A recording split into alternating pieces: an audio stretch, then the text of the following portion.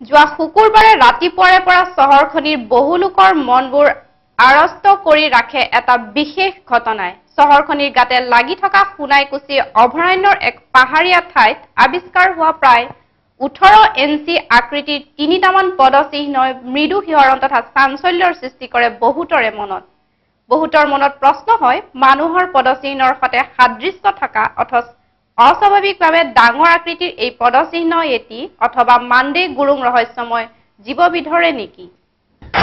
বিস্ময়কৰ এক আৱিষ্কাৰ, তিনিটামান পদচিহ্ন। স্থান সোণাইকুছি সংৰক্ষিত বনাঞ্চল।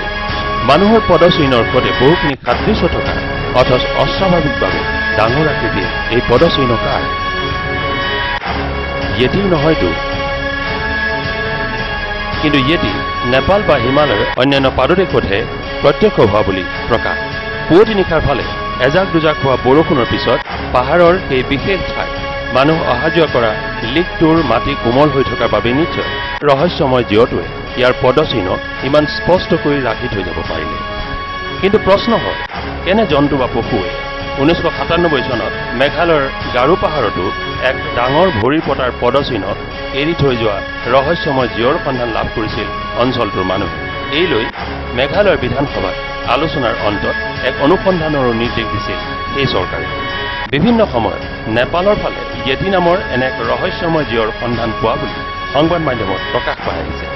1925 চনত প্ৰথম এনে টম্বাজী নামৰ এজন গ্ৰীক ফটোগ্ৰাফাৰৰ কেমেৰা লেন্সত ধৰা পৰিছিল এনে এক জীৱৰ ছবি।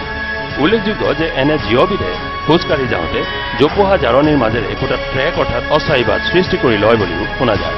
তাৎপৰ্যপূৰ্ণভাৱে জাগিৰোডা পাহাৰ এলেকাৰ যি ঠাইত এই ৰহস্যজনক ডাঙৰ খোজ আৱিষ্কাৰ কৰা হৈছে, ইয়াৰ কাষতে লক্ষ্য কৰা গ'ল জোপোহা জাৰণিৰ মাজেৰে সৃষ্টি হোৱা তেনে এক ট্ৰেক।